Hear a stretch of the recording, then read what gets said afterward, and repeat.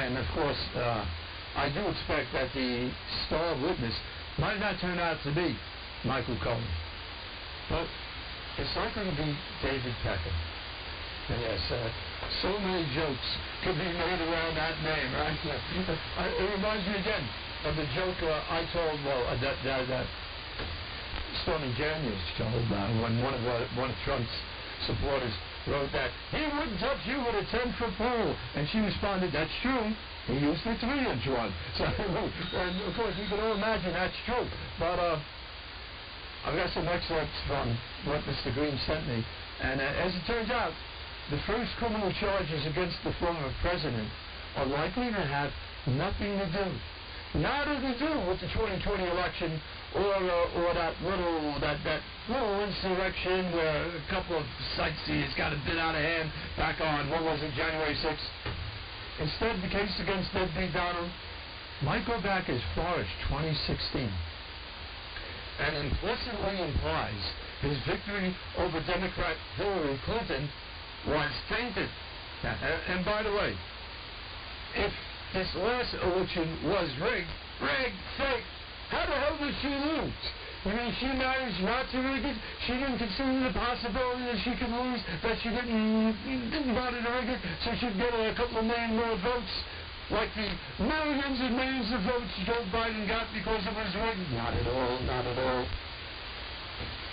It seems he might be brought up on charges for something a bit more tawdry. Those being payments to a porn star and a former Playboy model so that they wouldn't go public with claims that they had had past sexual encounters with the then candidate for the Republican nomination to be president. And somebody who those gals came to hopefully publish their accounts of those affairs. There's a gentleman by the name of, I'm sure you've heard of, David Pecker, the former CEO of the National Enquirer. He met with Trump after he announced his candidacy and agreed to be the grand old party's eyes and ears, looking for stories that might damage Trump's electoral process over the children, and a process that's known as catch and kill in the publishing industry. And it seems that in one case, he negotiated an agreement to pay the doorman at Trump Tower, and whether or not what the Trump Tower doorman had to say, the speculation is that it's quite possible that he was full of shit. It's also quite possible that he does know something, but that doorman wanted a mere $30,000 to sit on a story, not talk about the fact that we believe that it is a fact, might not be. Had allegedly farted a child out of wedlock, and I've heard that one before. Again, there's no evidence to state that might be true. And what might have been one of the most significant assertions, Bragg's prosecutors tied everything Pecker did for Trump solely in the context of advancing its candidacy. So that's what's going to make it. That's what's going to make it a crime, and perhaps get Trump not just brought up on felony charges, but perhaps convicted on a couple. And the prosecutors state that they've got the goods, they've got the paperwork, they've got the warrant, they have evidence that can prove this. And that statement alone suggests that Pecker likely gave deadbeat Donald up. It's likely that he gave explicit testimony connecting all of these payments to advancing Trump's electoral process.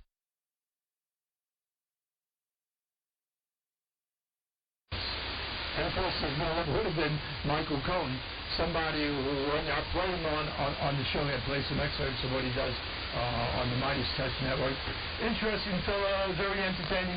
Still don't know I even fucking like him, despite the fact that he seems to have reformed himself considerably. Yeah, he went to jail for Trump, lost his oil license. Of course, now he's one of the good guys. After what was it, better part of a decade of doing Trump's dirty work, don't know if I could ever forgive him for that shit. But doesn't look like he's going to be the actual star witness. It might be David Pecker, who is coming to testify. And he might go hard on Trump, although from what I hear, His testimony was a sad stuff. Indeed, he was being very careful about what he said, and one could say he circumcised some of his testimony. And he was also less than candid at times. Yeah. When he first went in before the grand jury, it almost appeared that there were no balls on that packet. Ranker, get that jerk off the stage. All right, I'll stop. I'll stop while I still have an audience. What a wanker, huh? And Trump was stroking Pecker. Put down the hook, I'm going. Well, Pecker is... Oh, I already did the coming line. Yeah, that's Pecker. That's a real picture. Ha, ha, ha. What do you think, boys? The morning stand up and clap. Ha, ha, ha. Well, compared to these lines I'm doing, I guess just about everything wrong. Hey, I hope you're enjoying the springtime weather wherever you are, unless you don't have springtime weather right now. Springtime sound! On 11L, it's your extravaganza.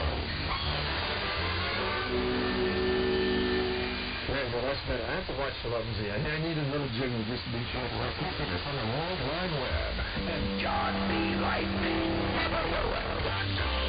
That's right. Anytime you go there, there'll be links that'll take you to lots of websites that are long dead. I do have to update that page because the last time I updated all my links at johnlightning.com was probably before I came to the Alice Sun.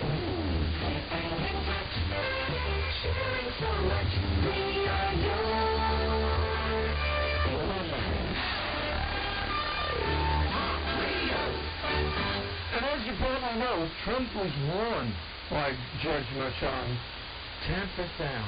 Those are the words used. Tamp it down.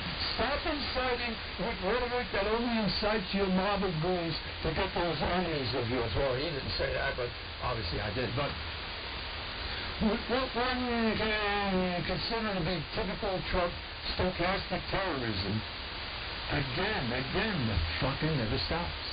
And he gets away with it. No gag order was put on him. Although, you know, I have a couple of broad gags. I'll gladly donate them to you, deadbeat Donald. He used his post-indictment speech to again attack D.A. Bragg and Judge Merchan. And the judge had told Trump earlier the following, and now, yes, I am quoting. Please refrain. He said, please. I'm surprised you didn't say pretty please. Pretty please. With sugar on top. Clean the fucking car. You know what movie that's from. Please refrain from making statements that are likely to incite violence or civil unrest. And then, after a couple of typically insulting truths, Trump returned to Mar-a-Lago and told the sad sacks that were assembled there, well, I want you to listen to what this human hairball had to say. This guy will never, ever do or say anything that, I don't know. I don't know. I feel as though sometimes that we truly are doomed because the man just will never learn his lesson. Anyway, here's a very brief portion of that very droll, for the most part, speech he gave upon his return to Mar-a-Lago. This is where we are right now. I have a Trump-hating judge with a Trump-hating wife and family. A Trump-hating wife and family. How do you know that, scumbag? And if that is even remotely true, why would you say that except, again, to game the system in your favor, to get your crowd even that much more behind you, and more than likely, perhaps, put at risk the health and welfare of those members of his family. Whose daughter worked for Kamala Harris. Oh, that's enough reason to hate him right there. And now receives money from the Biden-Harris campaign and a lot of... Is that true? I did look into that. Doesn't seem to be. The criminal is the district attorney because he illegally leaked massive amounts of grand jury information. For which he should be prosecuted, or at a minimum, he should resign. And Alvin Bragg's wife confirmed the report that claimed her husband has Trump nailed on felonies. I I don't know that that's true either. And no, I didn't research it because some days there are parts of the day I don't want to spend thinking about that. That's it. Yes, indeed. Who was that? Oh no, that wasn't. That wasn't Alina Harbour. That was the woman that turned state's evidence or federal whatever the hell it was. I forget. I'm just thinking about Alina Harbour because I love that song. Alina Harbour, Alina Harbour, da da da da da da. Well, it's time for Alvin to step up and say enough. I mean, why is he afraid? Afraid. Be very afraid. Alvin, do something. Alvin! And his post-indictment remarks were also rather droll. Under New York State law, it is a felony to falsify business records with intent to defraud and an intent to conceal another crime. That is exactly what this case is about. See? 34 false statements made to cover up other crimes. Therefore resulting in 34 different counts? It's I don't know. These are felony crimes in New York State. No matter who you are. We cannot and will not normalize serious criminal conduct. Or the bulge. The defendant repeatedly made false statements on New York business records. He also caused others to make false statements. The defendant claimed that he was paying Michael Cohen for legal services performed in 2017. That simply was not true. And it was a false statement that the defendant made month after month in 2017. April, May, June, we know the order. Through the rest of the year. For 9 straight months, the defendant held documents in his hand containing this TLI, that he was paying Michael Cohen for legal services performed in 2017. And he personally signed checks for payments to Michael Cohen for each of these 9 months. In total, the grand jury found there were 34 documents with this critical false statement. Why did Donald Trump repeatedly make these false statements? The evidence show that he did so to cover up crimes relating to the 2016 election. And it seems that Bragg has the paperwork, like we state. He's got art. So regardless of the fact that, of course, Deadbeat Donald believes all this to be pure and utter garbage. You're full of shit as usual, Deadbeat Donald. You're full of it as always, motherfucker. Don't talk to me that way. Now, wait. You're just a lightweight. Don't talk to me that way. Don't talk to the president of the United States. Don't ever talk to the president that way. Could you imagine that? Yeah, he said that to a reporter. Yeah. We've normalized him. Forget the bulge. Normalize the bulge. Oh, fuck. We're normalizing the bulge. No, we're not. Women can't have bulges and that's okay. No. We're not going to save the crotches when they're wearing their little shopping shorts at the mall. Dylan. Normalize the bulge. No, I know. Normalize the bulge. We're normalizing the bulge. No, any good tranny or cross-dresser or trans person is going to please hide the bulge. If you want to pass, you have to hide the bulge. What the fuck? Well, I sing about as well as the J6 choir. If you're breaking into my home while I'm waiting in the car for cars, Right. I'll shoot you. That's why I have That's just the way it is. Now, this Republican lady on Bill Maher's show, you want to talk an aggravating fucker. Because it's, Yes. And of course, Bill always leans so far over to the right to try and placate them or maybe just make them feel comfortable that he ends up sounding less than liberal, which many people suspect he is or has become less liberal in recent years. Exactly. I'm going to pray for you, but I'm going to shoot you.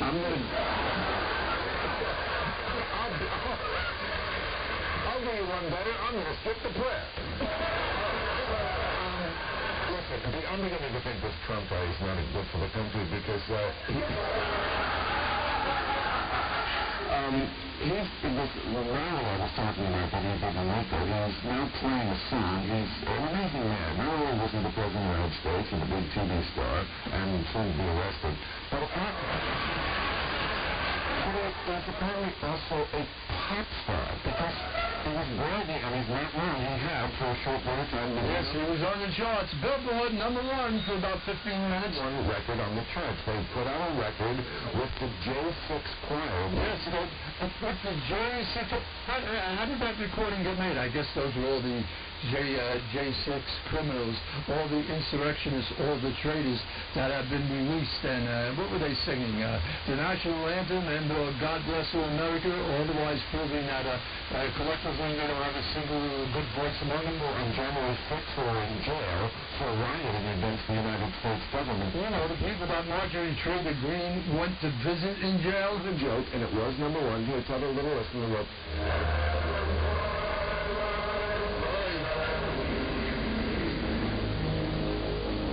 I pledge allegiance to the flag of the United States of America.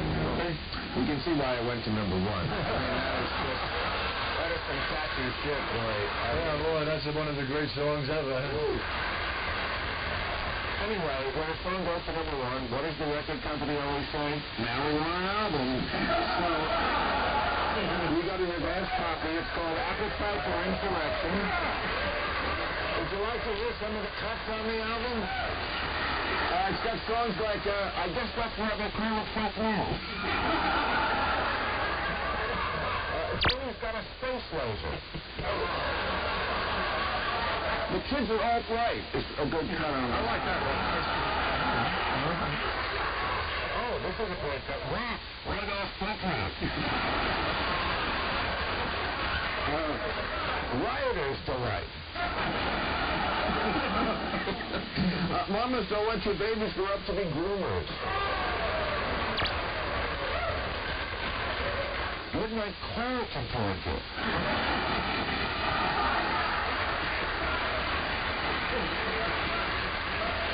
My favorite, Despot Cheeto. I heard it through the microwave. And me and Alex Jones, we got a thing going on. Oh, yeah, baby. The greatest sound in town. This is RNI. Visit us at johnlightning.com. johnlightning.com. Yeah, thank you, Deadbeat Donald. Thank you for providing all comics and near comics out there with lots of material as you continue to try and divide and destroy this once, always imperfect union. There's a lot better off. Sure, there's your kid showing. You know, and the fact that there's no gag order was placed on Deadbeat Donald.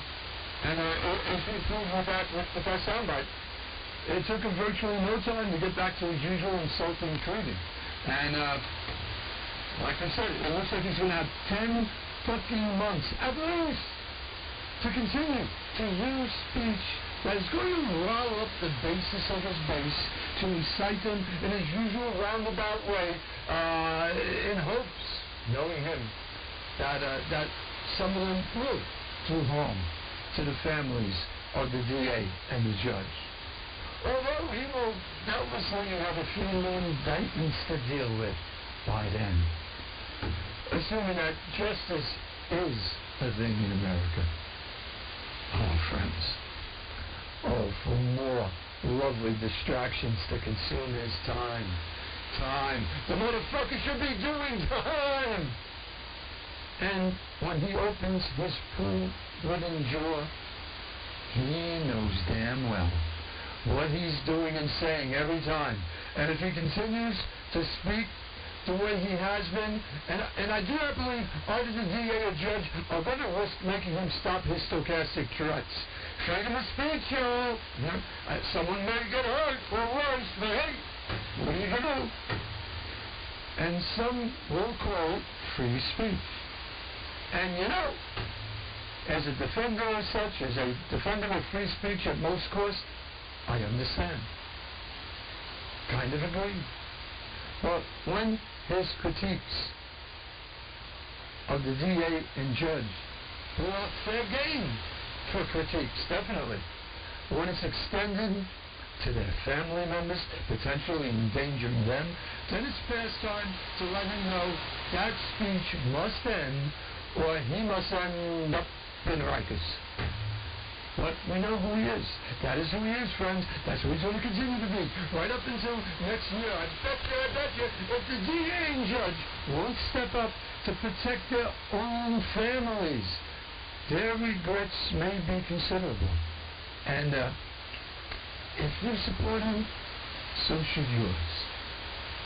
And Keith Olbermann has been doing good work for some time. Some people are getting the word out there and trying to do some good work. And I know I'm not going to be able to find the bite I need now. No, maybe I will. Maybe I'll get lucky once or twice here tonight. I listen to his podcast every day. And if you don't, again, highly recommend it. Does he go over the top? Does he often demand that the judiciary system do things and attempt to bring charges against people that they couldn't possibly be charged for? Yeah, he's over the top. It's one of the things I love about him. Good lib that he is. And he even did a special edition podcast the other day. He's been doing good work for quite some time now. Matter of fact, I was rather disgusted after he left MSNBC and he didn't get another gig doing commentary, that he went back to doing sports, although he does it really well. But my interest in sports is so minimal, I had no fucking idea what he was doing and very little interest in it. And again, he often does sound over the top, because he is, thankfully. And I say that because I love his rage, his anger, and of course, his disgust for Debbie Downer. And, excuse me. He's been ending his daily podcast with the words, "Arrest him now while we still can," since podcast 1. And yesterday, he was only kind of arrested, almost arrested. If only he would be as arrested as his development. And I continue to fear he's never going to face any real justice. A trial of maybe 10 months? 10 motherfucking months? When the first presidential debate of the 2024 election season is going to be held this fall, he will manage to excuse the trial into the next decade. I guarantee it. Although, what the fuck is my guarantee worth? But yeah. But we'll continue to hear about, no man is above the law. Bullshit, Pally. Nonetheless, here's a brief sampling of the kind of just barely controlled rage that I love Keith Olbermann for. He already threatened death and destruction. He already reposted an article with a photo of him wielding a baseball bat next to a photo of the head of the district attorney. And yesterday, as you were warning him, but also as you were bending over backwards to protect his First Amendment rights, as you were saying those things to him, his idiot sons, Junior and Fredo, were doxing your own daughter on every social media site they could find, and if you don't put them under a gag order, what exactly does the rule of law mean in it? Well, I have to say, he has no jurisdiction. Just because of the Trump trial. He has no jurisdiction to put them under any type of gag order. They would have to be charged in some way. A grand jury would have to be reconvened. Once again, that's keep going over the top, but boy, I sure would love to see that. What exactly is the point of having laws in this country? What exactly, Your Honor, is the point of having judges and district attorneys and cops if their words mean nothing? And a psychotic, narcissistic piece of shit criminal like Donald Trump can leave your courtroom and go on his private jet and go to his private club and pick up right where he left off, not merely endangering you and your wife and your daughter and the DA and his wife and everybody connected with law enforcement in New York and Washington and America, but endangering, as you yourself phrased it, the rule of law by, as you yourself also phrased it, making statements that are likely to incite violence or civil unrest. What more does Trump have to do pull out a gun on Fifth Avenue and shoot you? Or say something like that again? Or inspire one of his brainwashed, gun-fetishizing, hate-filled fascist mob to attack your daughter? Trump is in contempt of court right now. Jail him! And of course, Alvin won. Alvin! He just won't get it done. Trump won't be jailed. First of all, would not be a good look. Only him without his comb-over, clown makeup, look shoes, and corset would be a worse look. So I guess the judge and Alvin Bragg, they won't chance it. And that also means the grift will go on. The inciting rhetoric will go on. And justice will go on whole again. What a farce of a political system, and an almost but not really justice system. Because he gets a pass time after time. He got on his way, got sent on his way with only a loud admonishment. And that's not the way one should treat the likes of that fucker.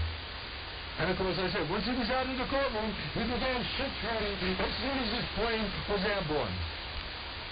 And, of course, the gag order would shield the likes of the writing guy, from some great material.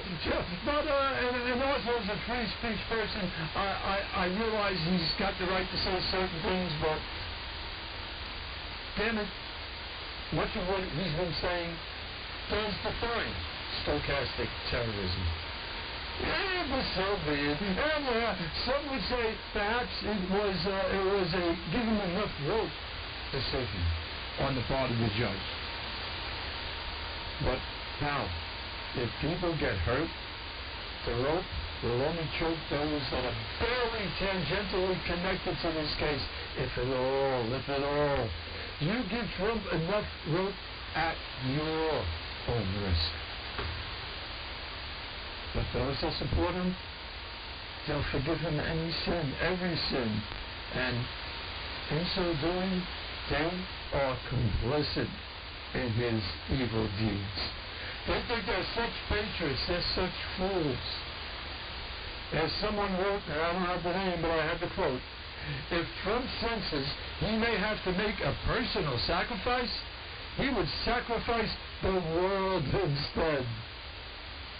And I agree, because it is who he is. A lowlife who was also doubtlessly disappointed that he did not get his mob to act up in New York. But hey, he told you so. Not here. But the grift continues. T-shirts with a fake Trump mugshot. I think his website is selling them for like $49.95, and that's for a small. No, fake mugshot because they did not give him a real mugshot. But those items are now on sale for his devoted dimwits.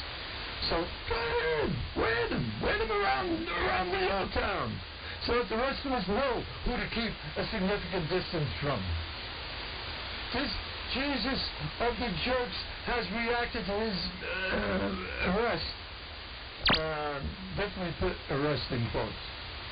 He acted just as we all know he would, continuing to insult with impunity and endangering the safety of those that a decent man would never drag into the narrative.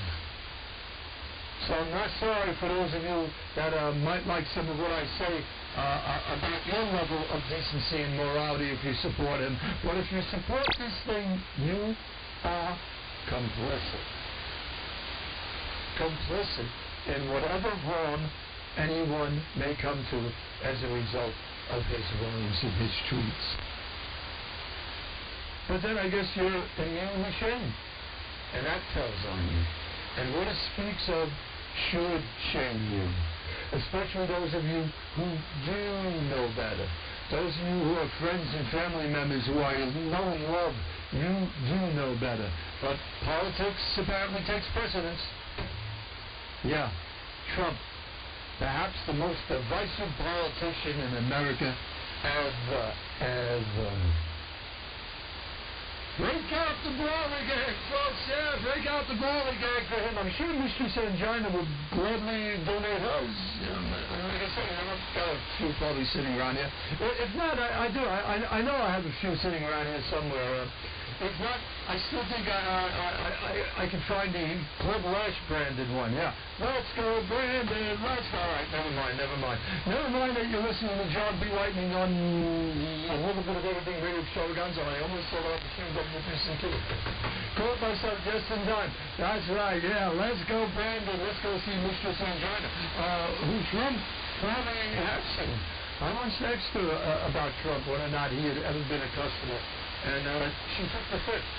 On the other hand, Stephen Colbert did talk about Trump being spanked, as he was, according to Miss Foreman.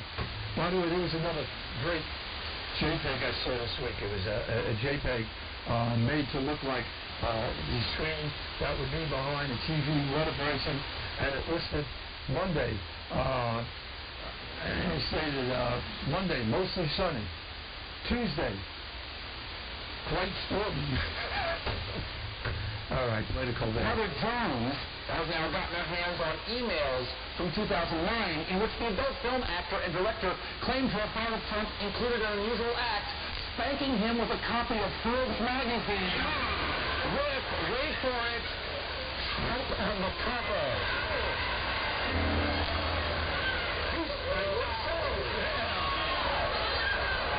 So I gotta say, bravo, sir. It is not easy to maintain an ego that big while being sexually submissive. The best bad little boy. I deserve the finest spankings on my tremendous Trump rump. Many people are saying I'm really the top bottom both.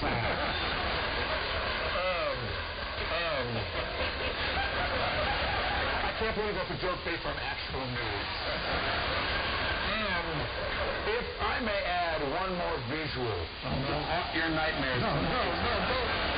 Cover of Forbes from the time does feature Trump and two of his children, Donald Jr. and Rebecca. I think I speak for Dr. Forbes when I say we owe Oedipus an apology. And once again, sadly, Eric's left out of the phone stuff. As you should be.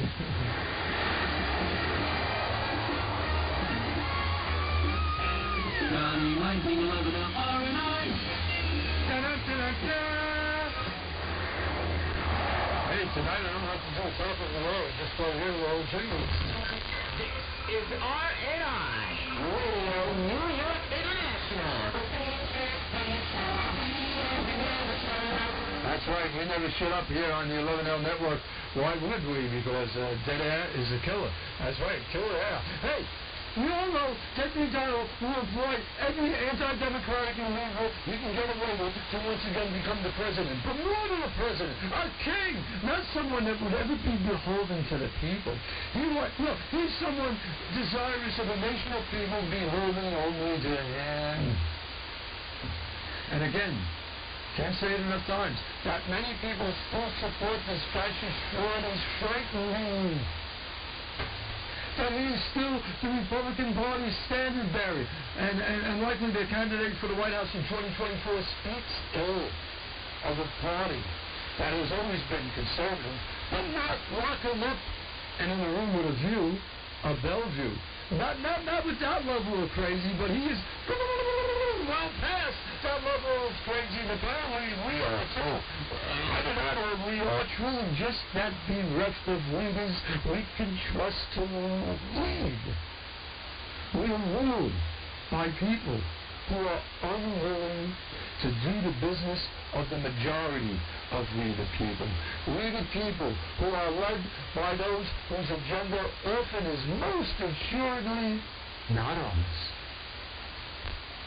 And I know people I respect and know to not be dummies who seem to truly believe that somehow the election he so obviously lost was stolen. That the deep state is a thing so powerful that over 60 separate court judgments found his stolen election bullshit to be just that, to be frivolous and false. as in not a shred of empirical evidence of this theft. Not a shred has ever been unearthed because it's non-existent now. And if the deep state is that well-practiced at stealing elections, I'll state it again. Just how the fuck did Hillary lose to this reprehensible cretin? To this ally of thugs and dictators, this Russia-loving, NATO-deriding false idol, the leader of the cult of Trump, a cult of delusional, stupid, uninformed, underinformed sycophants, who, when you attempt to present these people with verifiable truths and facts, reject those truths and the facts in favor of the mendacious balderdash he spreads, because his politics, it's theirs, it resonates with them. Because he loves them and loves America. Two more flaming, spinning, red-hot lies. Yeah, he loves America.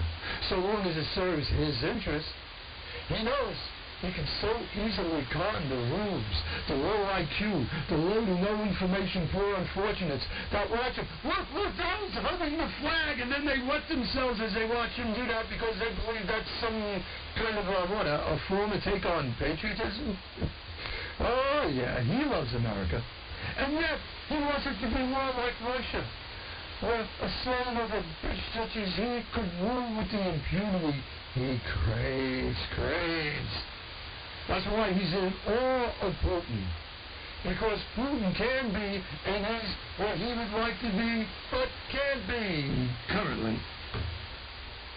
And his true believers will forgive all his sins, all his hypocrisy, all his crimes and moral failings, just so long as they perceive him to be on their side. He's on our side. He cares about America and Americans. He puts us first, He never puts anything but Donald first. But he spouts a political ideology they cling to because they truly believe it is what will save America. Save America from the evil forces of left-leaning, woke, Antifa-supporting, drag queen story-hour groomers in power with their inclusive politics, because that shit scares the shit out of them.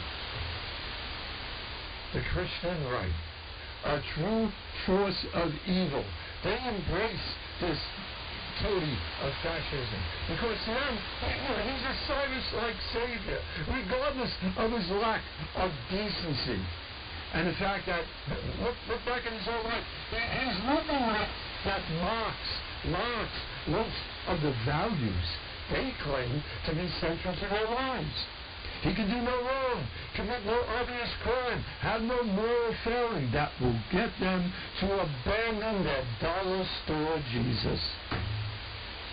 And that is why 20% or so of Americans will throw democracy under a fire buses, a mile-long freight train, and send the remains of our democracy into a wood chipper to leave not a remnant of it behind. All in pursuit of keeping in the catbird seat a man who does not serve the nation's best interests, but only those of himself. This leader of the maggots, who they worship, venerate, and shower with cash, so this faux billionaire and his life of grit can go on unabated. And how so many cannot see how they've been taken, robbed of their commodity, leaves me wondering if this nation is worth trying to save. That fear of progressive politics, of wokeness, and the real fear of crime enabled by leaders who have effectively decriminalized that type of crime. while, of course, as always, as is invariably the case, letting people with rap sheets longer than one of the stupid fucking red ties return to Gen Pop to savage law-abiding citizens repeatedly. Yeah, I get that, Al, I get that. A lot of my woke comrades who are in positions of power just will not see to it, though those mutts go away and stay the fuck away. But to put an end to such crime should not mean turning over control of the nation to a man of no compassion, whose main concern revolves around himself. Marjorie Taylor Greene went on and on and on about how in the speech she made, I'll find the speech, she was talking about how 22%, there was a 22% in crime in New York City. I don't have that portion of her speech here for you, of course, but no, why would I make that up? Because I've read facts, information that is contrary to that, and so I did a little more digging, and apparently, yeah, it's true. This year, crime is up 22%, and crime might have been up 23 or 24% if she would have gotten the reaction out of New Yorkers that she was expecting the other day, but she didn't, and even the dimmest moment we've had in quite some time, and going one up on Bill de Blasio is a feat almost worthy of some kind of reward. Eric Adams did call out Marjorie Taylor Greene the day before she showed up here to try and fuck things up and fail. While there may be some rabble-rousers thinking about coming to our city tomorrow, our message is clear and simple. Control yourselves. Your cities are home, not a playground for your misplaced anger. We are the safest live city in America because we respect the rule of the law in New York City. Although we have more specific threats, people like Marjorie Taylor Greene, who is known to spread misinformation and hate speech, she stated she's coming to town. While you're in town, be on your best behavior. As always, we will not allow violence or vandalism of any kind. Oh, yeah. If one is caught participating in any act of violence, you'll be booked, spend about 5 minutes in jail before you're released on your own recognizance. Come on, be honest, you fucker. You will be arrested and held accountable, no matter who you are. And of course, she didn't act up. Indeed, she was pretty much run out of town on a hot dog cart. I mean, I hear they had hoof cuffs. They had hoof cuffs ready for her, but she did try and speak. I listened to a minute or two of Lawrence trying to speak over the din of Muslim people that were not exactly fans.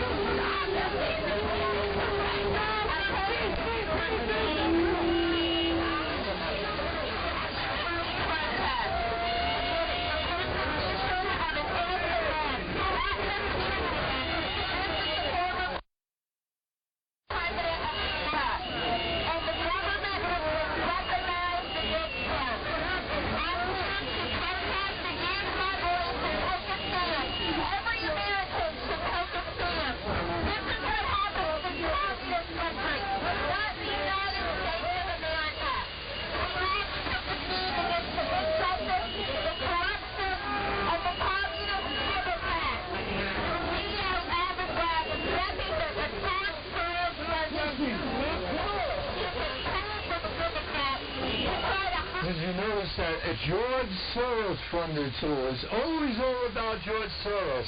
And, we'll be discussing him, too.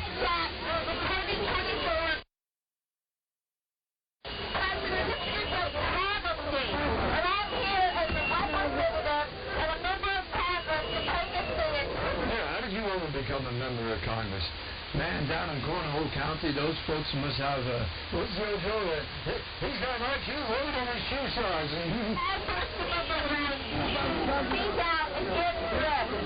President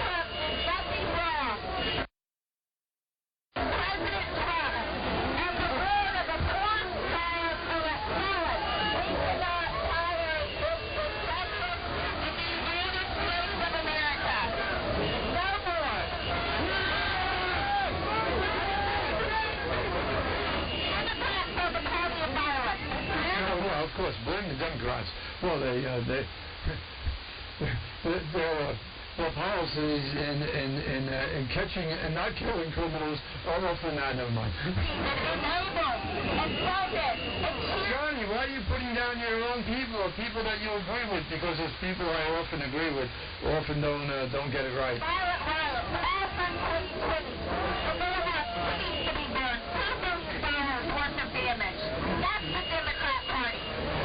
The Democrat Party, note that. Wait a minute. Your party is the party of peace? All right, you're a pardon, shithead? Yeah, okay. Now let's get to the really important stuff. Oh, boy.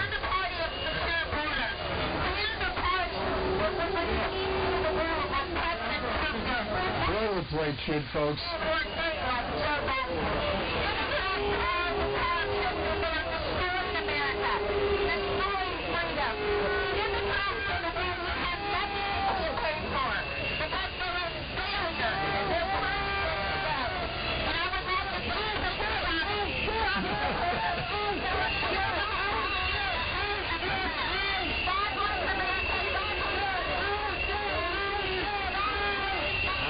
Finally, New York has had enough of a loud on the me. Hey, let's say it all together, right, Bob? Let's all say it together. Monopoly. Loud on, man. But we know who she is. We know who she supports. And if you support him, you support him at the risk of the very freedoms, the very laws and liberties that currently make America somewhat great, at least on occasion, at times a day here and there. Because as fucked up as this country is in so many ways, we're still relatively great in so many ways. So, especially for you newcomers, welcome. Welcome to the barely United States of conspiracy theories, of gerrymandered counties, of politicians with mouths full of lies and pockets full of corporate coin.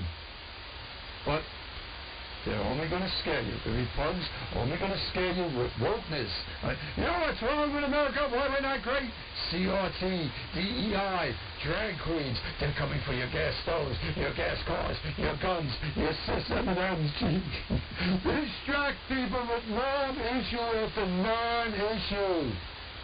And they'll have no time to save themselves from leadership with nothing positive to offer, with no plans or program. Tell me, what's the Republican plan and program to make America great?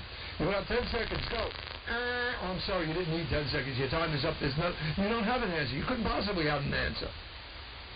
But progressives, you ignore rising crime rates, and they allow the criminal element to ply their trade quite often with a level of impunity that a nation of war would not tolerate. There's no middle ground. There never seems to be any leaders that could be progressive and yet parcel out punishment that's needed. I like this new mayor they elected. Well, they elected a progressive mayor in Chicago the other day. Let's see if he turns out to be typically progressive or manages to rein in crime in that city.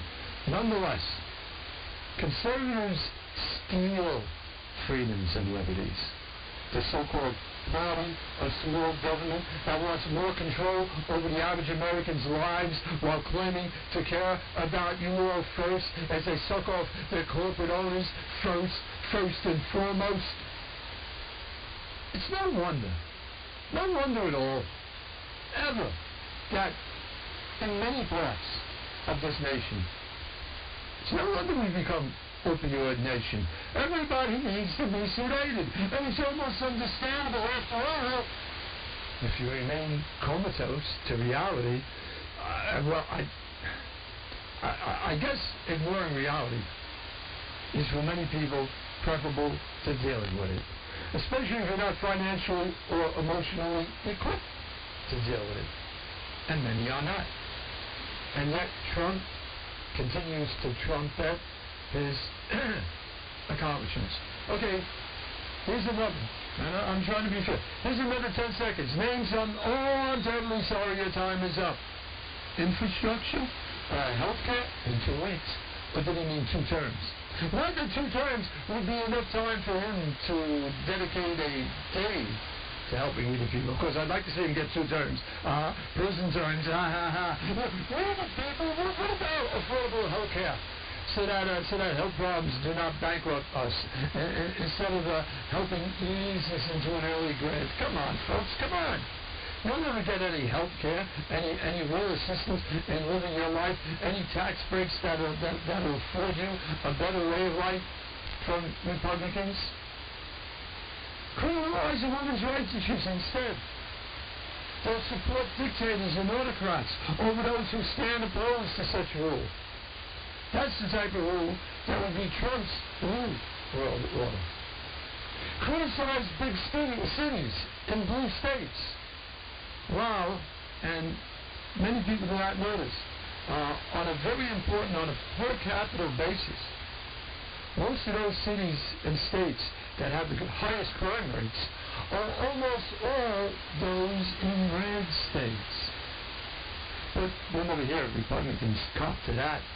Certainly not Trump, whose business is pandering to our fears while offering no real solutions ever to those things we should fear, such as the dissolution of our democracy in favor of an autocratic anti-democracy, one which only he can lord over. Hey, only I can get things done, only I can fix things.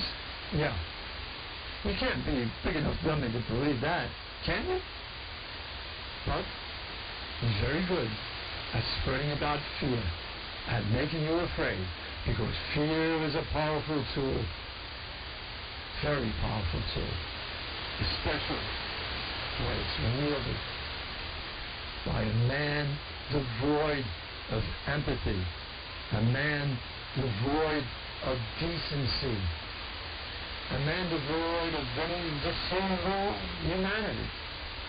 Telling we the people who to hate and why is always much easier and a lot more fucking effective than proposing and instituting programs and policies and proffering positions that could actually straighten out our democracy, that might ensure a better future for all and a future for this republic, a republic for which he stands in opposition of. And it's all to maintain his grip on the freedoms many foolishly believe only I can ensure it. Many seem to not be interested in keeping America free. If the choice is between this ogre and leadership not consumed with self, but selflessness sufficient to propagate the freedoms and liberties that used to set us on a higher plane than most. That's why sometimes I get what the fuck, I get to a position, what the fuck do I continue to keep on voting for? What good does it do? Well, it did good a couple of years ago when Ed McDonald was defeated, and I'd like all those people to turn out again this year and vote the same way. But COVID's gone, so who knows? But you better fucking know, voting matters, votes do matter, and an informed people, not people tricked by the masters of mendacity on the right that made the Republican Party a cult of those who worship a full flag with a sword. No. Don't be a part of that, because it's allowed this child masquerading as a strong man to continue to be their flag bearer. And it's an American flag soared with his image. That ought to be illegal, instead of just burning the flag. And by the way, if you tried to burn a flag with an image of Trump on it, he'd probably send you off to jail for the rest of your unnatural life. And what's also somewhat unnatural is how so many of us are so delusional, so fooled, and likely to be fooled again. Shame on you. The fool can't get fooled again. Now, there was another dummy and deceiver, huh? Who should have gone to prison. But there are enough of us, apparently, that are so blind to the ever-shrinking reality many of us try daily to avoid. I think there might be enough of us to give this bum another shot at killing off America. Oh, I'm terribly sorry. America, she passed. Most of us, however, I think, well, are not fooled. Why did I do that? Are not fooled by the show game run by a man who sees us all as a nation of marks to be taken. A man playing a game of three-card Monte with its citizens. A man without a single fuck to give for those who are sympathetic to the scumbag. In so many ways, this nation is intellectually insolvent, prone to being taken with lies and distortions that we, the people, should realize is real and should know better than to continue to give into. But it appears to me we're not that smart. We're really not that smart, right? Right. And with his hand over his heart, or the place other human bodies have a heart, Trump gave mute praise to the seditionists of January 6th. No lies and no treason those fools committed for him. America's Hitler. I said it before, fucking say it again. Yeah, I know he's nothing like Hitler in so many ways, but I believe it to be true. Yeah, he's no Hitler because an entire race is not on his list to be exterminated. Yeah. But an entire political ideology is that being any ideology that's significantly at odds with his. So I would like to call him the insurrectionist Hitler. And he presents himself as the leader of those who he invaded with his stolen election bill. He is that comb-over Nazi, fronting an army of Trump flag waving cultists, his flag, the new swastika, and he, the new Hitler they are surrendering their trust to.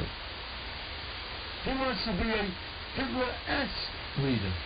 The undisputed fear of the mob of faux patriots who only support the motherfucker because his vision for America aligns with theirs.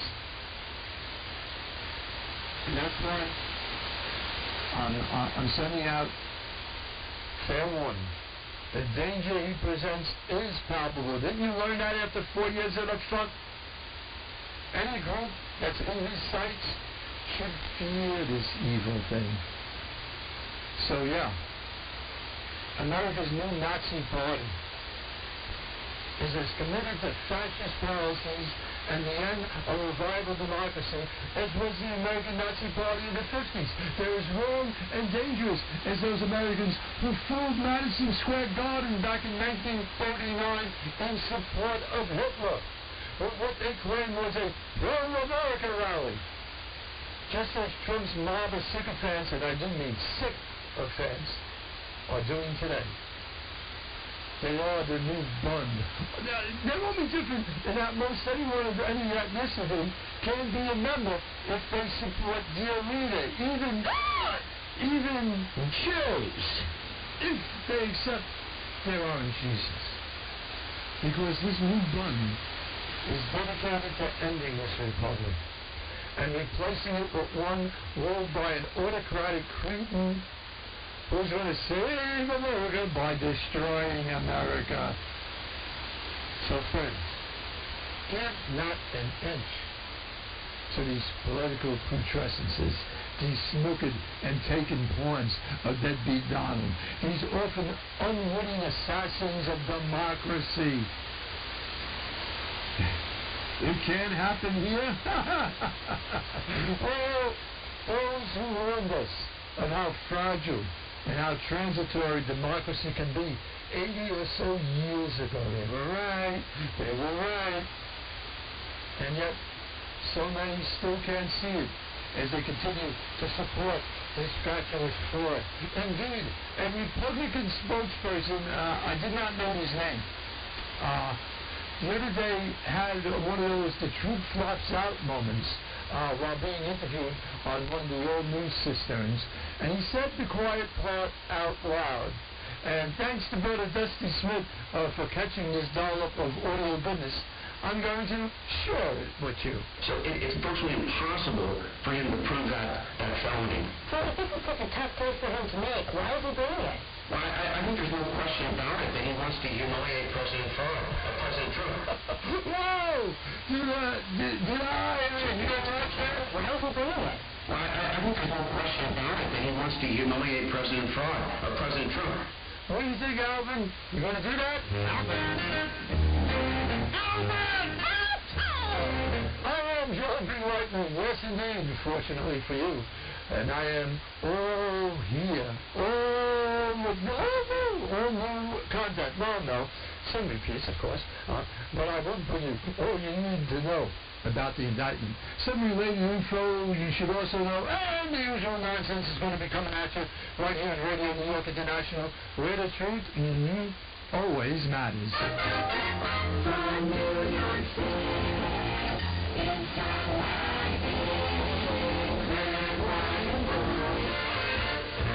All right, let's get started, please. We have an arraignment to get to. Good to see you. I need you to do me a big favor. What's that? Will you endorse me? I'd rather go skiing with Gwyneth Paltrow. We are back. I'm joined now by 2024 presidential nominee, newly indicted former fake president, Donald Jessica Trump. You are currently the subject of multiple criminal investigations. Would you say that's hurting your campaign, or does anyone give a shit anymore? So if you listen to the fake news media, it helps. Because they're all saying it's a scam. Even people that don't like me are saying this is a terrible thing to do for a country. You mean Melania? I don't know how you can talk about me when they don't talk about Joe Biden, because what he did is so bad. Well, you need to update your act. Because your comeback/indictment tour. People don't want to hear the same old songs. I know I've made a mistake. MAGA is slow 2016. What you need is a fresh campaign slogan. Let's give it a shot. Something catchy, like your chlamydia, but really also reminds people what you're all about. Give me some ideas. So it's massive election interference. That is catchy, but maybe too on the nose? I have the right to take stuff. Better, but it needs more oomph. Russia. You've done it. It's tired. I mean, the people know me. I think that's why I'm going up during this hoax that's taking place in New York. Honey, I think you're going down.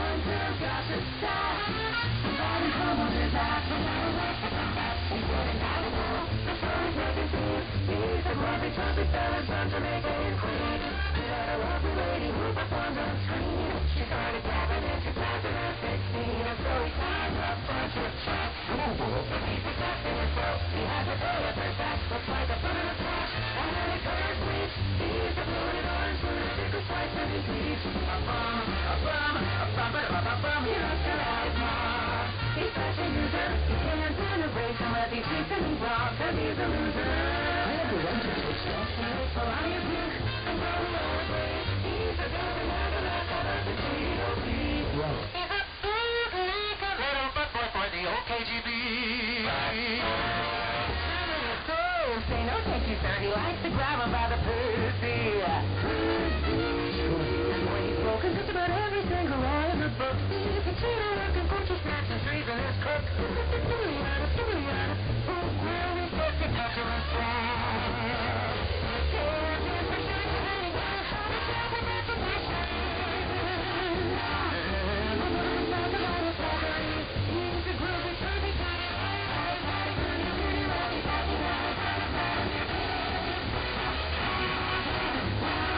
Here's a letter from Senator Obama saying I never had an affair. I did not believe her. I never had an affair with her. It's all made up.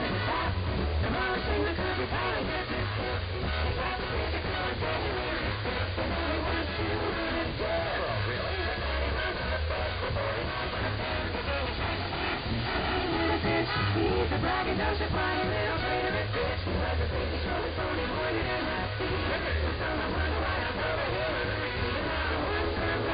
I'm bumbled his ass, but now he wants to come back. He's been and got his own, so he's making scenes. He's a bloated orange, racketeering, food for loving, piece of garbage, chicken liver, food for boys, but I'll never make him so he's gonna check it, but he's only lying insurrection, it's a psychopath, it's like a secret person, it's a psychopath, it's a don't hear a criminal, like Bobby Shortwave, there is underneath. Felon? On 11L, your extravaganza. Now here's Johnny. Yes, I am back, and that was, of course, the great Randy Rainbow. He always turns out top quality content, and there's another example of such. Here for you on Radio Newyork International, coming to you all across the 11-hour network. We're a small part of the 11-hour network, and as always, props go out to Brother Brad and Larry for seeing to it that we can be here on a night when normally I'd be doing anything but a fucking radio show. But I've got a lot to say, and the show will be posted online pretty much as soon as we get off the air, because I think it's important that you get to hear much of what I have to say, all of what I have to say, and certainly much of what Trump said. For example, instead of pleading the fifth, he took the Presidential Records Act, the PRA, as an excuse for him purloining, stealing documents, stealing all that classified, compartmentalized, those documents that he should have never had, because the Presidential Records Act that he cited does not give a president the right to take papers at all. Indeed, it was put in place to keep presidents from doing that. Now, first we're going to hear his comments. They're relatively brief. And then I'm going to explain to you the real reason there is a Presidential Records Act. We have a radical left lunatic known as a bomb thrower who is harassing hundreds of my people day after day over the boxes hoax. You know the boxes hoax, as we call it. Just so everyone knows, I came over what's known as the Presidential Records Act, which was designed and approved by Congress long ago just for this reason. Under the Act, I'm supposed to negotiate with the mayor of the National Archives and Records Administration, which as of this date is a radical left troublemaking organization that red flags the Constitution of the United States and the Bill of Rights as dangerous. Can you imagine? No. This is what we have to do. No. But there is no criminality under the Presidential Records Act. Huh? That is not what it's all about. We were negotiating in very good faith, proper way, in order to return some or all of the documents that are openly and in very plain sight brought with me tomorrow from our beautiful White House. Yeah, that makes it okay. That makes it legal. See, I stole it. At first I claimed I didn't steal anything, and now I'm telling you all, I stole it. What are you going to do about it? Virtually every other president has done in the past. No. When FBI and New York officials would now here, I told my lawyer to show them the versatile storage room in which they were locked. What we are saying request in writing was, could you please put another lock on the door? Yes, could you please put another lock on the door until we get there to take back the documents you stole? Immediately complied. It's a lot different than the Biden situation, isn't it? The Biden situation? You mean Biden, who was found to have a relatively, downright minuscule number of documents, as did the former vice president, because shit like that happens, and in both of their cases, they immediately reported it and returned it. Obviously those situations are quite, exactly the same as yours, right? Next thing I know, raided by the media, we took whatever they wanted, including our passports and medical records.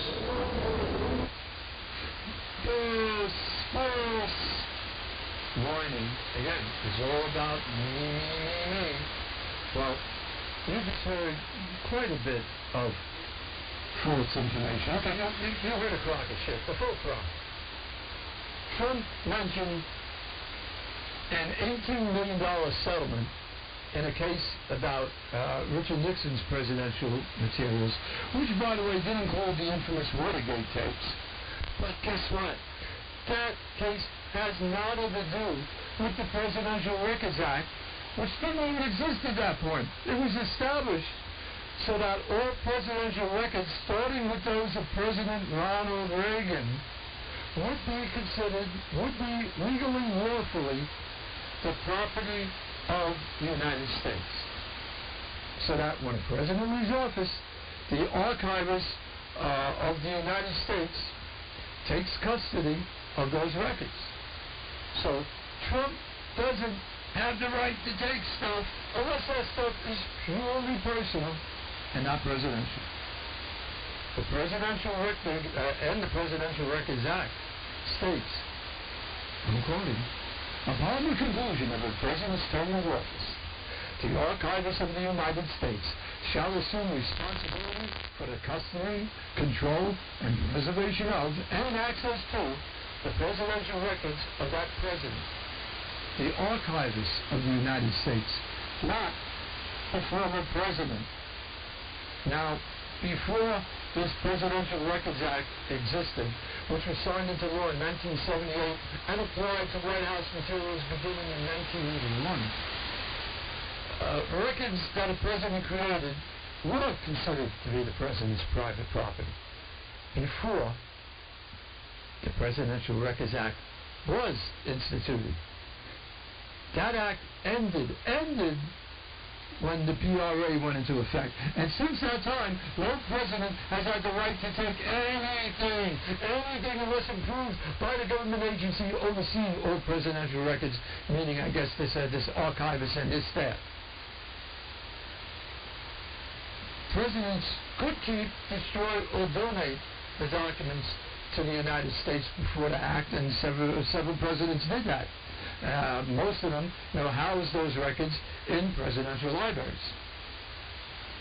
But once Nixon, after he resigned in '74, wanted to destroy the tape recordings that were central to the Watergate hearings that documented the White House's scurrilous activities regarding the Watergate scandal, that's when Congress passed the Presidential Recordings and Material Preservation Act, a law that said that the National Archives would have complete possession and control of White House recordings from Nixon's presidency and all other historic documents, and that's been the case ever since. Now, Nixon didn't agree, and he already had these papers, he thought they were his, and he sued for compensation. Said, hey, we're going to take them, I want some cash.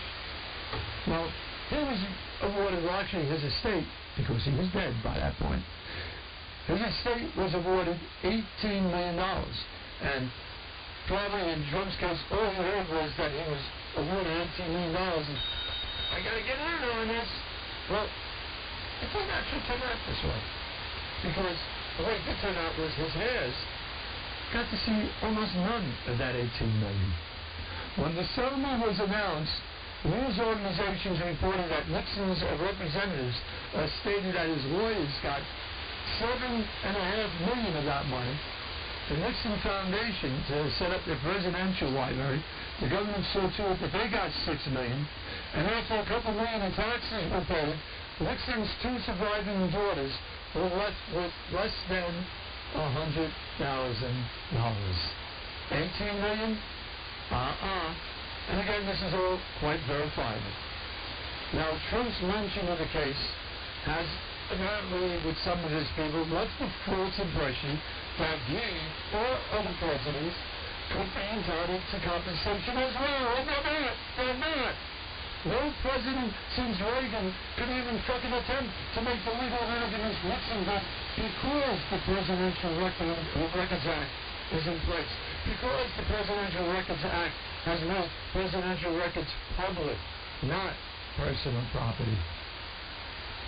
It is no longer possible for any president to assert ownership, somebody involved in that organization or that government agency stated whose name I can't quite pronounce. That's gone. That's the whole point of the Presidential Records Act, he stated. So, under the PRA, presidential records are owned by the American people, not the president himself. And again, those records have covered every president from Ronald Reagan to President Biden. And when President Trump's term in office ended in 2021, all of his presidential records were supposed to be, were required to be, transferred to the National Archives and Records Administration. And at that point, then, he would have the right to try and file to get back or secure certain documents that he felt were personal. Otherwise, President Trump has no right to be otherwise compensated, certainly not to be compensated financially, and certainly not compensated for the lawful return of governments into government custody that he does not and has never owned. The Nixon case, obviously, no parallel to Trump's situation. But again, this is the type of assembly that Trump deals in.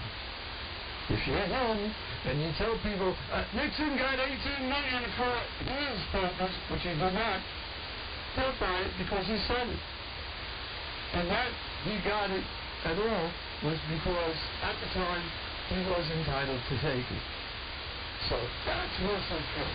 But the Presidential Records Act decided, again, put in place in 78 to prevent future presidents from taking papers that were now officially classified as the people's papers, therefore making them property of the U.S. government. But the motherfucker left his viewers listening to that part of his chat with the totally false impression that he could take whatever he wanted, just like Nixon, and just like Nixon, they compensated for it. So again, folks, if you believe anything he states, and we'll have yet one more big flaming example of that. If you believe anything he states, is invariably to buy into a lie or a fucking stack of lies. It's always more mendacious nonsense from deadbeat Donald, who is always trying to manipulate facts into a fictitious scenario that, in this case, hey, makes it sound like I'm entitled. Hey, he was entitled to what he took, right? No. Presidents in this country don't even get the gifts they get from foreign leaders. You know, you see George Bush or Trump, you know, among the most previous past presidents that will be wearing jackets or hats that were given to them by boats and foreign governments. Yeah, they can wear them, but at the end of the day, those items are property of the federal government. What Trump was trying to do here, as usual, was just another grift. And apparently it worked, because some of that classified information must have been turned over to some foreign government, Saudi Arabia. Or else, just how did Jared manage to con the Saudis for $2 billion? World wonders, right?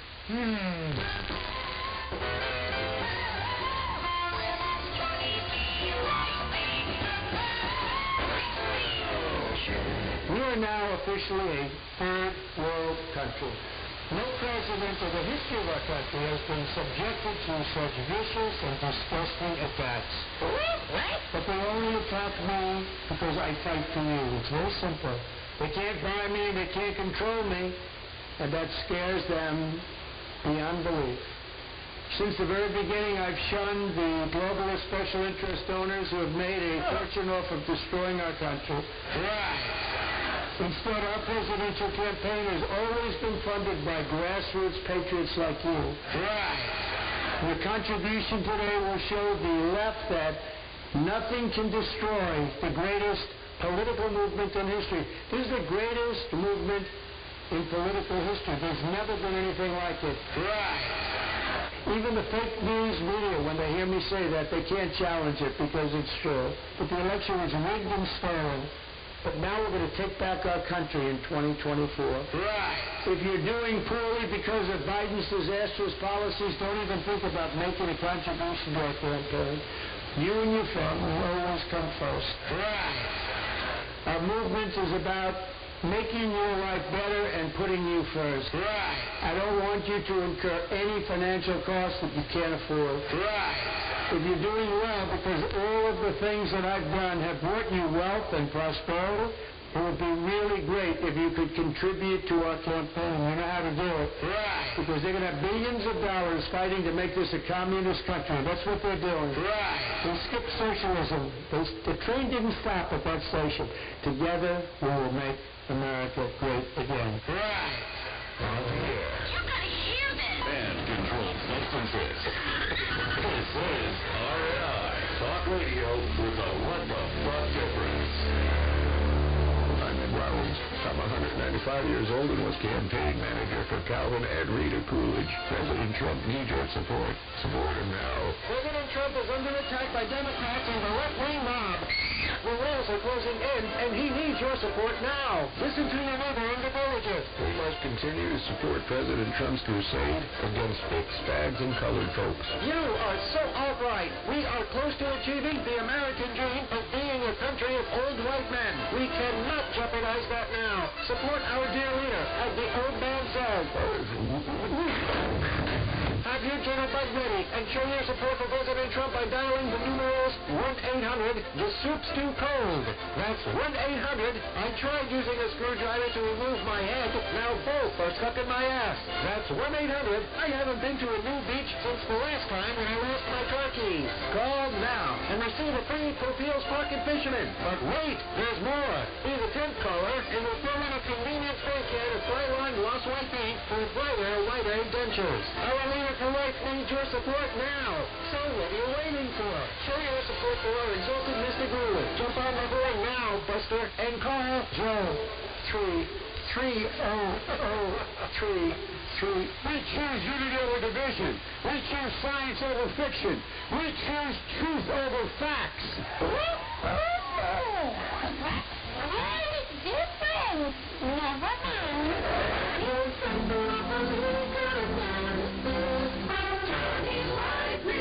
From the Isle of Staten on RNI.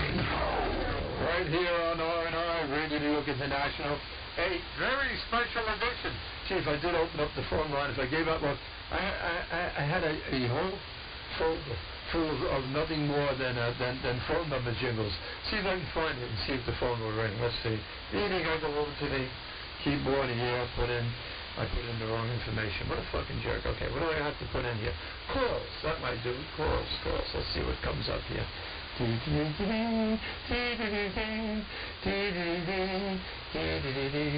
Blue skies. That's not the one I was looking for. Well, there's a couple in here. Let's see if... Oh, no, that's not the right one. Okay. Fuck it. Why bother? Let's see if we got...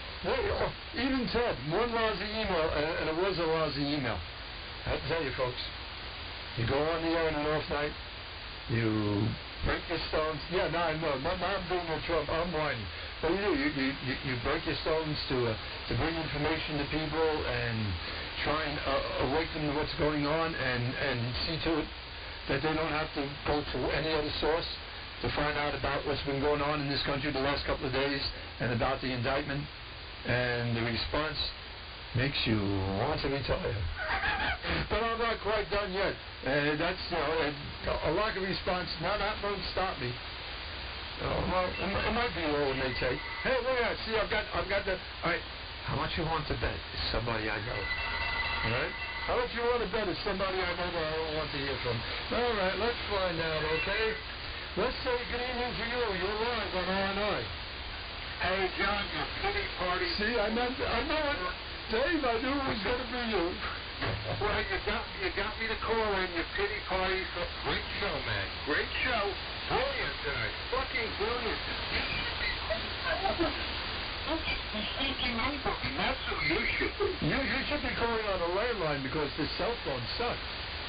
Sorry. But anyway, you got a great show tonight, man. You got a great show. Well, I know that, but you're one of about 3 people that know that. Well, hey, at least somebody is listening, you know? Get off my phone. I'll talk to you later. Thank you, Dave. Appreciate the call, even though I might sound like I don't, but I knew from the moment the phone rang, and I keep the ringer on very purposely so you can hear it for yourself, I knew it would be Dave, our boogeyman. And I thank him for calling, because he's in all likelihood going to be the only call this evening. But I had a whole fucking full...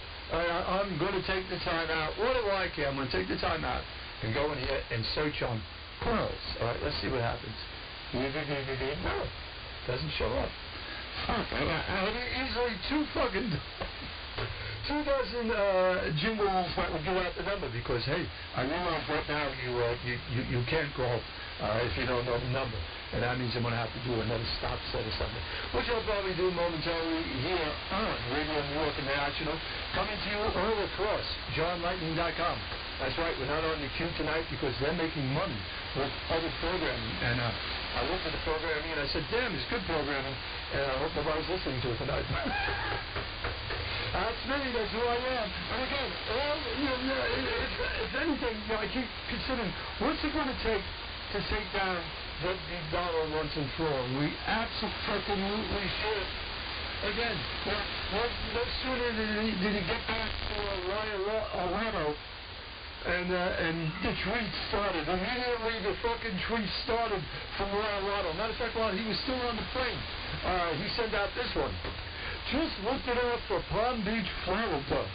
We'll be delivering our minutes tonight, really know. The hearing was shocking to many in that they had no surprises and they had no case. Virtually every legal pundit has said there is no case here. There was nothing done illegally. And again, his people just continue to nod their heads and be compliant that, we believe you. You're absolutely correct, Ed B. Donham. And one more treat before we get back to an actual phone call, I hope. Alvin Bragg shut down New York City, brought in 38,000 NYPD officers. Come on, man. I don't think there's that many police officers on the entire force. He spent an estimated $200,000 for a totally illegal $130,000 NDA. And on top of all that, the Ninth Circuit Court just awarded $122,000 out of $500,000 already awarded for storming First Space Daniels and never ends. The put down never ends. Well, I won't put you down if you call into the extravaganza, and I welcome you for calling. Good evening. Who's this? How you doing, John? It's Randy from Michigan. Randy, glad to hear from you, sir. We haven't spoken in some time. I'll tell you what, man, I'm really enjoying this extra show. Well, thank you. I'm going to let you know, but I do listen to you every week, every couple of weeks that you're on. It's something I really look forward to. Come on, let me put the words in your mouth. It's essential listening, right, Randy? Absolutely. Absolutely. What about the bell? Absolutely. Yeah. Well, it's tough, you do an extra show, particularly one of this length, and you wonder, am I wasting my fucking time tonight? No, but you're listening. No, you're not wasting your time at all. And I think a lot of people ought to give you credit for the amount of stuff that you looked into before you had your show. Well, the work on it. Yeah, you see, I think that's really good. Thank you. Well, that's the show prep. Although I'd rather they give me bags full of sativa weed, maybe some magic mushrooms. Hashish would be nice. It's been a long time since I had any good hashish. Although I did buy some of that THC8, whatever they call that kind of hashish. Although I said I was going to start smoking weed again this month. I'm still hungry up. Maybe until 420, Randy. Well, just be careful with it because we're almost the same age as you are. Shit affects you. Yeah, well, I found that out from quite honestly, the last 3 or 4 years when I was using weed, not to enhance the good times, but to bury the pain and sorrow I was feeling from my sister's condition. And I had learned previously, like 30 years ago, when I was last in a situation where I was really down and depressed. That's not the reason to do weed. That's the time to stop doing weed.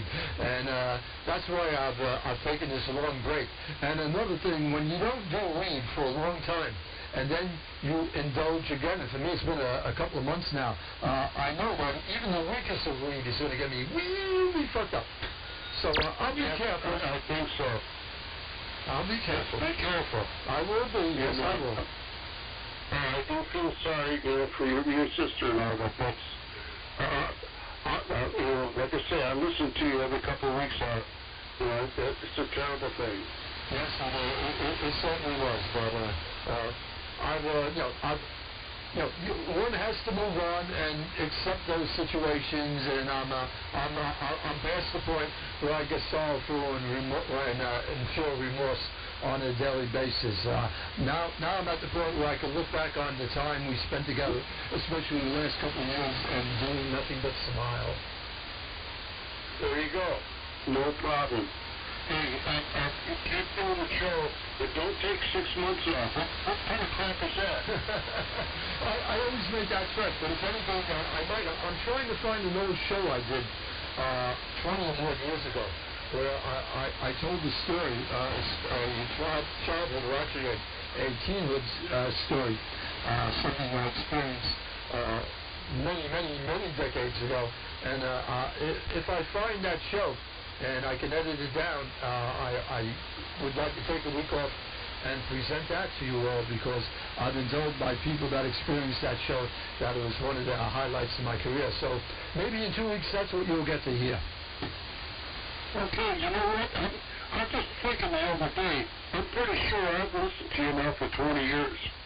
Well, right from, when did you start the show? Started on BCQ, the BCQ version of your show. I know, but what year? That was the fall of 1998. You know what? I've listened to you ever since. Wow. Because I used to listen to 7.2 something. And it's been a ball. I love it. Well, I don't know if you recall the Purple Pimp story.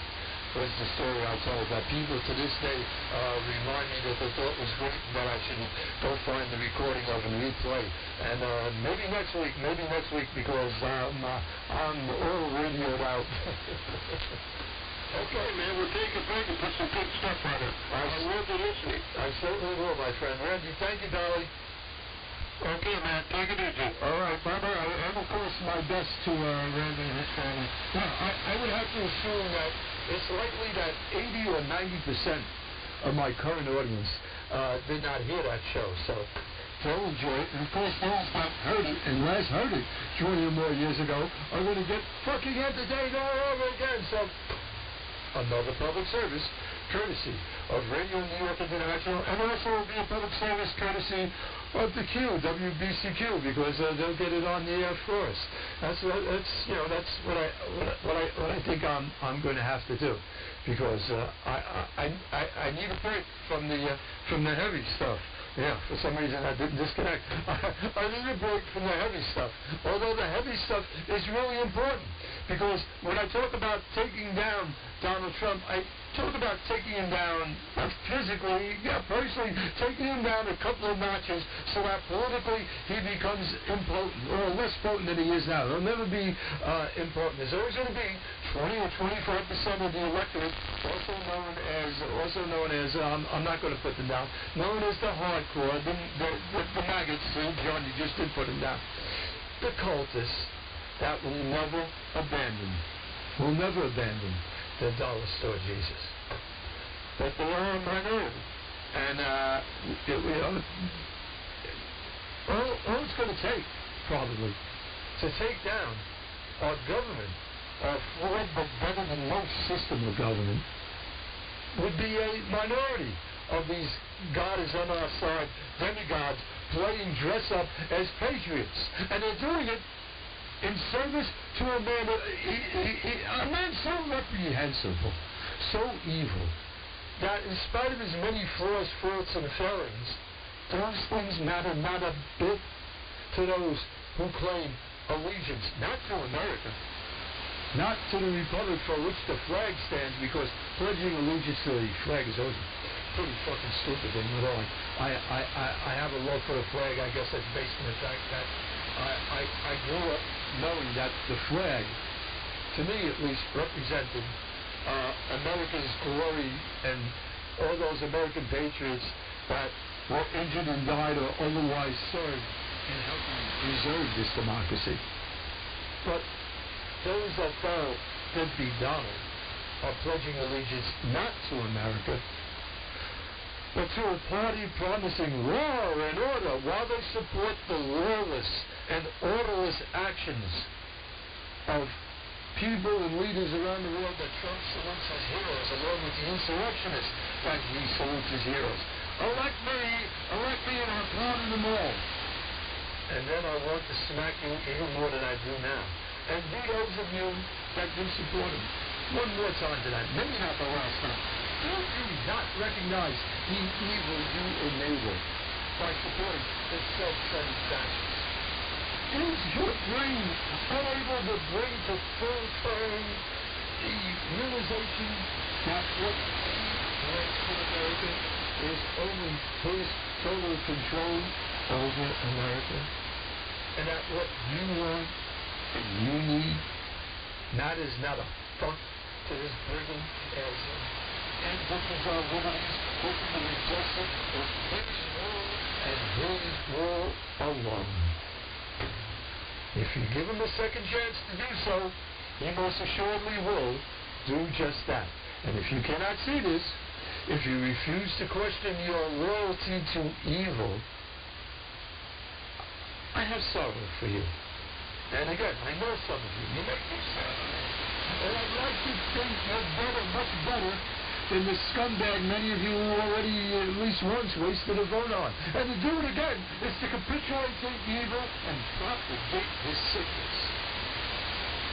And when at some point, I would hope, you finally do realize the error of your ways, it likely will be too late. So, do not be an enemy of democracy. Do not be blind, race up like a douche. I still don't know what the fucking words are. Look at what I have dozen times. I always forget what the fuck they are. Do not be blinded by the political and social blight that Trump has shrouded our democracy in. Because I'd rather you not vote at all than support the new Nazi Party of America, the party of fear, the party of authoritarian control, the party of Trump. The party willing to end this republic. Replace it with Big Brother's take on freedom and liberty, which, as far as I'm concerned, would mean no true freedom or liberty at all. At all. Again, he, to me, represents the end of democracy. The SN. Of course, the SN. Profit by an asshole that about 20% of the voting public, hopefully at the very most, still will care for leadership, still cleaves to doom. Save America? And save America from what? Freedom and liberty and justice for all, not just for the fortunate few, but fear, not freedom. Because there are wars. Unmitigated, unimpeded freedom. Now, it always offers us a better path forward.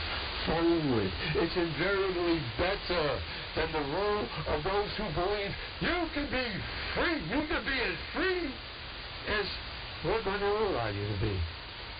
So, reject this monster and all he stands in favor of. And America just may stand a chance of surviving his efforts to leave the U.S. of A. DOA. I'm John Lightning. It's the top of the hour, and it doesn't matter because we're not on the QWPCQ limit. Oh, look at that. See, I have to mention. Ted says alone. Ted says alone the following service. So he might be reflecting on what I've been doing here this evening now. He sends along this. Johnny, what's the difference between a politician and a hooker? What's the difference between a politician and a hooker?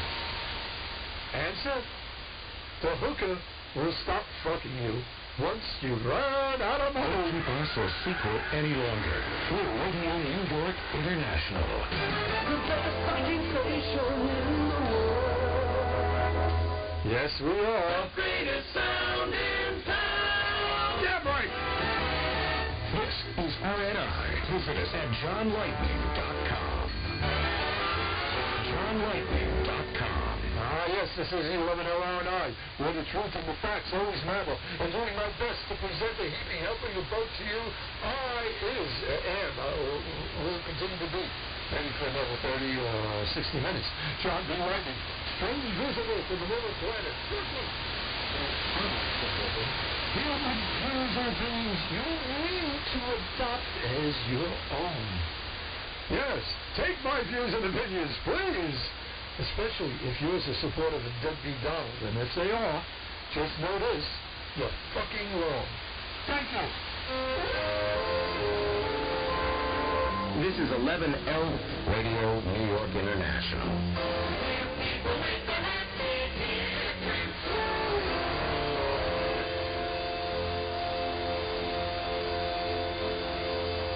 And I swear I'll keep the phone lines open. I will, right after I find a jingle with the phone number, because after preparing so many new ones, I don't want to have to tell you the phone number. That just doesn't seem right. This is 11L RNI Talk Radio.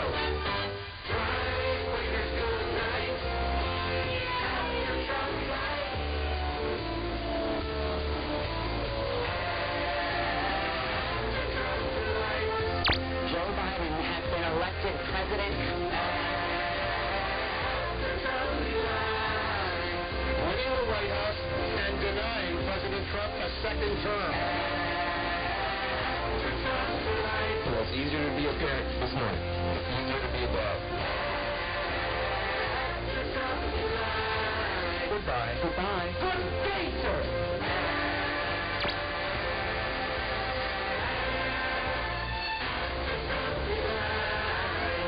Wake up, buddy, end of the line.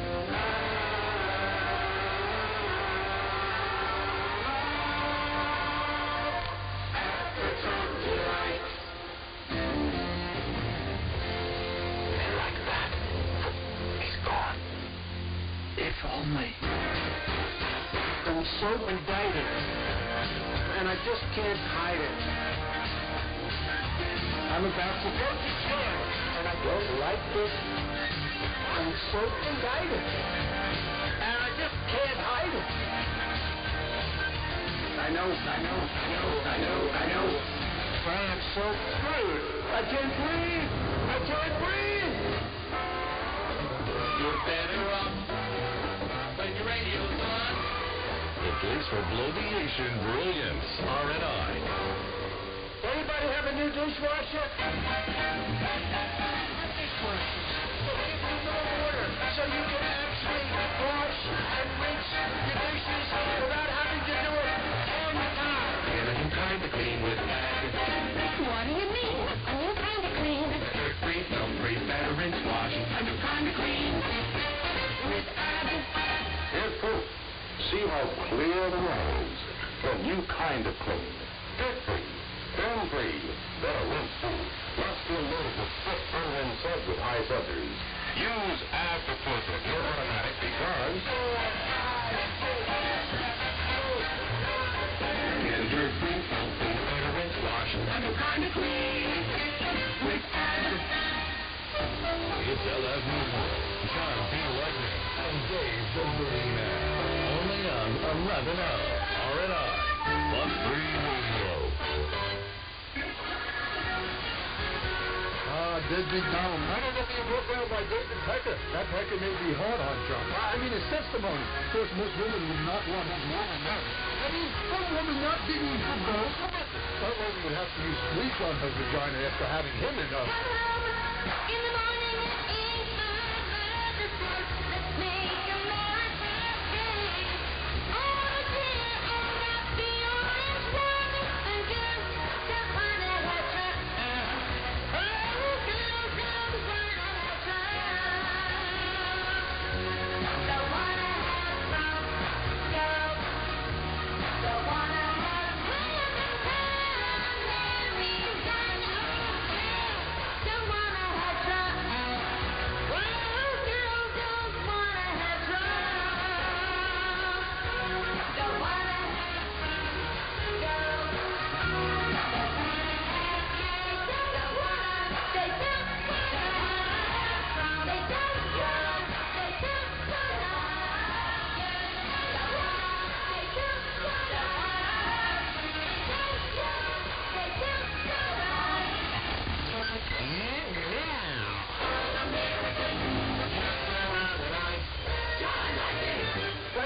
punch him in the face, I'll tell you.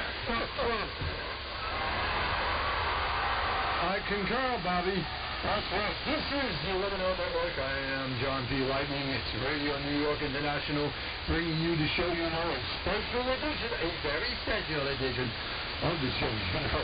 There's a little bit of everything radio extravaganza. Hey, we might end up doing 3 hours tonight just like it was a Sunday night again. Except it's not a Sunday, and some of you have to probably get up and head off to your day job tomorrow. That's okay. I'll be out of here by 11 at the latest. But I did say I was going to talk about George Soros, who gets the fucking blame for everything, and try and give you some facts about George Soros, as opposed to the shit you get from deadbeat Donald.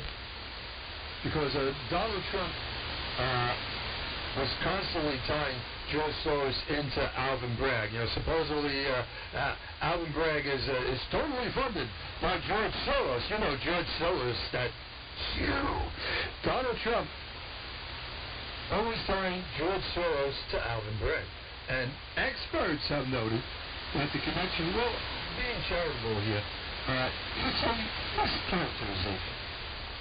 Now, of course, George Soros is liberal, and his donations are purely political, and they are, well, so what? It's a big fucking deal.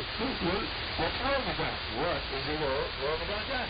However, what's wrong is Trump and his bullshit. Because in the lead up to the Manhattan grand jury's decision to indict the motherfucker, some conservatives connected the investigation to the fact that the billionaire Soros, a frequent target of conspiracy theorists, you better know, that he had been funded and brought by Soros, who Trump calls a hater. And Soros has never said that he hates Trump, although considering how he spends his coin, meaning on campaigns and organizations that stand in opposition to those things Trump supports, I don't doubt he hates them. Now, for those of you who are very unfamiliar with Soros, he is a 92-year-old man. More power to him, because he's a limb. He's a 92-year-old Hungarian-American who has an estimated net worth of about, give or take, $8-9 billion. You know, give or take a few billion in that. Certainly, at least $8 or $9 billion more than he got at this point. He is known for his contributions to progressive groups, progressive organizations, to liberal courts. So making him a fine target for those who need someone to blame for financing such causes is natural. He always does finance progressive causes and candidates. And Soros made his money the old-fashioned way, meaning as a legendary hedge fund manager. And who likes those motherfuckers? Not all right. Of course, if they share their wealth with woodtards, they can be more than very forgiving. Yeah, it always does come down to whose ox is being gored or fattened, doesn't it, pal? Well, he's widely considered to be perhaps one of the most successful investors ever. He managed something called the Quantum Fund, a fund that achieved an annual average return of 30%. That's pretty decent. From about 1970 to 2000, when I guess he got out of the business or semi-retired or whatever. But he has contributed billions, as in billions, to progressive and liberal causes. Therefore, of course, conservatives naturally despise him and connect him to many conspiracy theories, which, of course, he is fucking with the Soros bucks. Yeah, you know that's what the motherfucker is doing. He's using those Soros bucks to do pretty darn bad things. Yeah, I'm sure that's the case. But what the above description has not mentioned, which I did a little off mic, is that he is a dreaded Jew. Yeah, he's a Jew, and he hangs out with Jews, and he enables and empowers Jews. That's right. He's a Jew, in all caps. If you're a typical anti-Semite of the type that cling to and act willful and that support deadbeat Donald. And it has become accepted knowledge that blaming Soros for funding everything woke or progressive or liberal is a dog whistle, meaning that he is a Jew. He is supporting Jews. That's right. Soros does spend copious funds financing the Democrats, and therefore, of course, those on the right are going to assign him as a globalist. And he is a globalist. He's a mastermind of taking a little bit of money and turning it into a lot of money. But those people will then employ the usual title of anti-Semitic tropes about Jew money and Jews supporting those woke scumbags because it's all about, in part, spreading more hate of Jews. And he's a very convenient scapegoat. Very convenient scapegoat. His is a name that was stirred up with a roar of boos at Trump's fund rallies. And it's usually, the people that know nothing about him. All they invariably will know is that he's a rich Jew with money to spare to use on libtards. His name equals an anti-Semitic remark. Because after all, Nazis invariably blamed all the really bad shit going on in Germany on Jews. And after Trump was indicted, he wrote that D.A. Bragg was a, quoting now, handpicked and funded by George Soros person. And I'm referring to articles that reference a $1 million contribution that Trump claimed Bragg's campaign received from George Soros. Well now, New York Republican Representative Elise Stefanik tweeted that Bragg took $1 million from Soros. Yeah, Soros money, you know what that is? Jews money, yeah. And former Secretary of State Mike Pompeo also referred to Bragg in a tweet as a Soros-funded prosecutor, meaning, of course, that Bragg has been funded by a rich liberal Jew. Well, Soros never directly gave Bragg a dime. However, he did give a $250 million to an organization named Color of Change, a political action committee, it's a PAC, a nonprofit civil rights advocacy group, which pledged about half of that million that they decided to give to Bragg back in May of 2021. So, yeah, ultimately Bragg got Soros money, but in a roundabout way. Now, whether or not he knew this was going to be the case, or somehow enabled it, or somehow set this up in the roundabout way that allowed him to get the cash, who can say? I know what Republicans are saying. Conspiracy! Well, a decision to support Bragg with any of the $1 million from Soros can be characterized, of course, as a direct contribution to Bragg from either Soros or Color of Change, according to campaign finance experts. It could have been an end run around campaign financing or cover for Soros bucks going to the Bragg campaign. And again, many reports point out, although it's unlikely that can ever be found.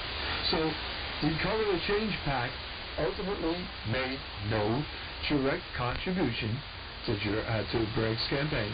Instead, they opted for an independent expenditure campaign, according to state records.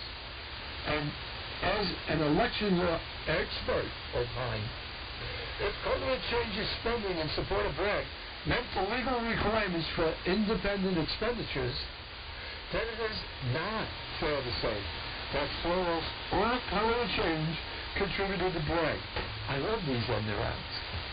Another campaign finance law expert agreed, writing, if the contribution to a PAC is not earmarked and the contributor has no role in how the PAC money gets spent, the contributor has no link to or responsibility for the PAC's expenditures. Therefore, according to these experts, legally, there appears to be no violation. But obviously many are claiming, cover up, to make it seem that Soros bucks were not funneled to D.A. Bragg by Soros in this roundabout matter. And again, who can say?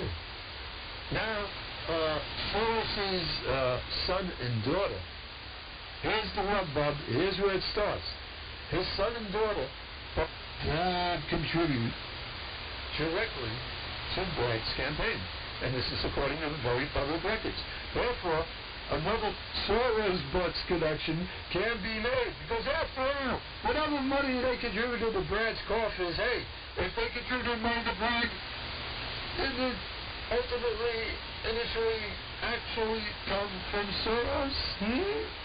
Wouldn't that be the case? Wouldn't that be the truth? Right. But so long as Soros is Jewish and liberal, he is going to remain a convenient target, a convenient boogeyman, for Trumpians to blame for all kinds of bad shit, and bad shit that apparently he had nothing to do with now. Now, among the claims Soros haters have posited are that he funded rigging voting machines. How do you do that? Why do you have to fund that? I guess the payoffs to those people that did rig the 2022 midterm elections. Well, that's what the charge was made. Also, he's been charged with endorsing Republican Florida Governor Ron DeSantis for the 2024 presidential race. How would he do that? How would he send him money? On the face of it, that's an even more ridiculous claim than this one, that he has family ties to Ukrainian President Vladimir Zelensky. And all fact-checking, not by me, but by professional fact-checkers, also shows that to be a pile of shit, totally bogus.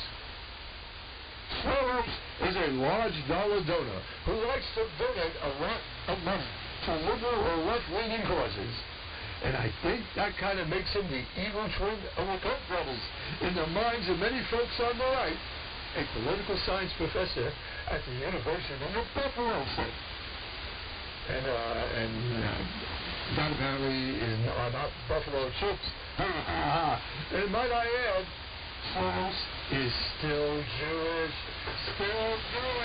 So every anti-Semitic conspiracy theory usually knows about how those Jews are in control of everything. They're in control of all of the world's banking and generally are out the fuck over conservatives and MAGA conservatives in particular. And I'm fed by anti-Semites who use Soros in the same way, people like us do mention the Koch brothers as somehow evil because they do significantly fund conservative candidates. Although, may I add, the Koch brothers, well, they are evil. They are evil motherfuckers because they are a Walmart, the store chain that pulls the chain of its employees by paying most of them so fucking poorly that they end up needing to be federally funded. They need federal funds. They need to be subsidized, food stamps and some other forms of welfare. Many of them are on welfare to subsidize their meager earnings, while, of course, the Koch brothers grow richer, and in the average year, they grow richer to the tune of billions, a couple of billion every year. And, of course, if that means less profits to prop up their stocks, they're not going to give the employees more money. The stock price is going to drop because we're going to show less profits. So fuck those employees. Evil. They grow even richer, while those that make them their billions often are living at a poverty level. Don't know about you. Good thing.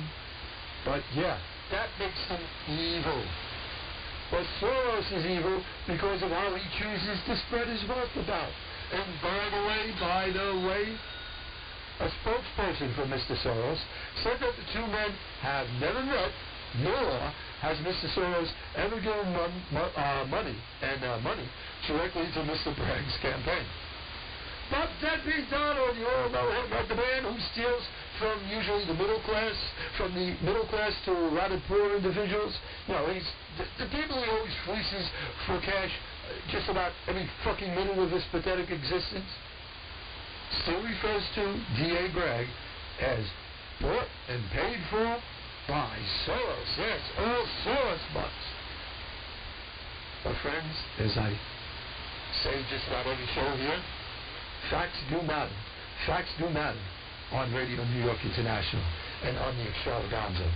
And it's a matter of fact that Soros has never directly contributed a single Soros buck